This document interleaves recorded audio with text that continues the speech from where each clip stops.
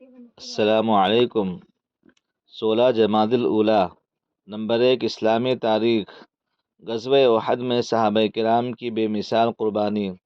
غزوہ احد میں حضور اکرم صلی اللہ علیہ وسلم کے صحابہ نے جس والہانہ محبت اور فداکاری کا مظاہرہ کیا، اس کا تصور بھی رہتی دنیا تک عالم اسلام کو روحانی جذبے سے مالا مال کرتا رہے گا۔ جب مشرکین نے آپ کا گھیراؤ کیا تو فرمایا، مجھ پر کون جان قربان کرتا ہے؟ زیاد بن سکین رضی اللہ تعالیٰ عنہ چند انصاریوں کے ساتھ آگے بڑھے اور ایک کے بعد دوسرے ساتوں نے آپ کی حفاظت میں اپنے آپ کو قربان کر دیا۔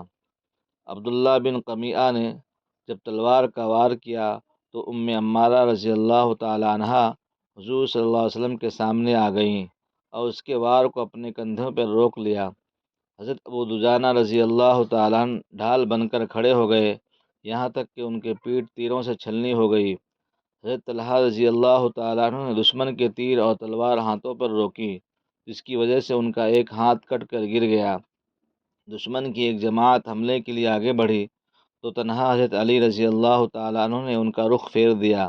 غرض صحابہ کرام رضوان اللہ تعالیٰ علیہم اجمعین کی حضور صلی اللہ علیہ وسلم سے وفاداری اور جانثاری نے اپنی شکست کو فتح میں تبدیل کر دیا۔ نمبر 2، حضور کا معجزہ، ہاتھ سے خوشبو نکلنا۔ حضرت ام سلمہ رضی اللہ تعالیٰ عنہ فرماتی ہیں کہ جس دن رسول اللہ کی وفات ہوئی اس دن میں نے حضور کے سینے مبارک پر ہاتھ رکھا تھا۔ اس کے بعد ایک زمانہ گزر گیا، میں اس ہاتھ سے کھاتی رہی اور اس کو دھوتی رہی، لیکن میرے اس ہاتھ سے مشک کی خوشبو ختم نہیں ہوئی۔ نمبر 3، ایک فرض کے بارے میں مزدور کو پوری مزدوری دینا۔ رسول اللہ نے فرمایا، میں قیامت کے دن 3 لوگوں کا مقابل بن کر ان سے جھگڑا کروں گا۔ ان 3 میں سے ایک وہ شخص ہوگا جس نے کسی مزدوری پر رکھا اور اس سے پورا کام لیا مگر اس کو پوری مزدوری نہیں دی۔ خلاصہ، مزدور کو مکمل مزدوری دینا واجب ہے۔ نمبر 4، ایک سنت کے بارے میں بد اخلاقی سے بچنے کی دعا۔ رسول اللہ صلی اللہ علیہ وسلم یہ دعا فرماتے تھے، اللہم انی اعوذ بک من منکرات الاخلاق والاعمال والاہواء۔ اے اللہ، میں برے اخلاق، برے اعمال اور بری خواہشات سے تیری پناہ چاہتا ہوں۔ نمبر 5، ایک اہم عمل کی فضیلت، خشوع و خضوع سے نماز ادا کرنا۔ رسول اللہ نے فرمایا، جو کوئی خوب اچھی طرح وضو کرے اور 2 رکعت نماز خشوع و خضوع کے ساتھ پڑھے تو اس کے لیے جنت واجب ہو گئی۔ نمبر 6، گناہ کے بارے میں یتیموں کا مال کھانا۔ قرآن میں اللہ تعالیٰ فرماتا ہے، یتیموں کے مال ان کو دیتے رہا کرو، پاک مال کو ناپاک مال سے نہ بدلو اور ان کا مال اپنے مالوں کے ساتھ ملا کر مت کھاؤ، ایسا کرنا یقیناً بہت بڑا گناہ ہے۔ نمبر 7، دنیا کے بارے میں نافرمانوں سے نعمتیں چھین لی جاتی ہیں۔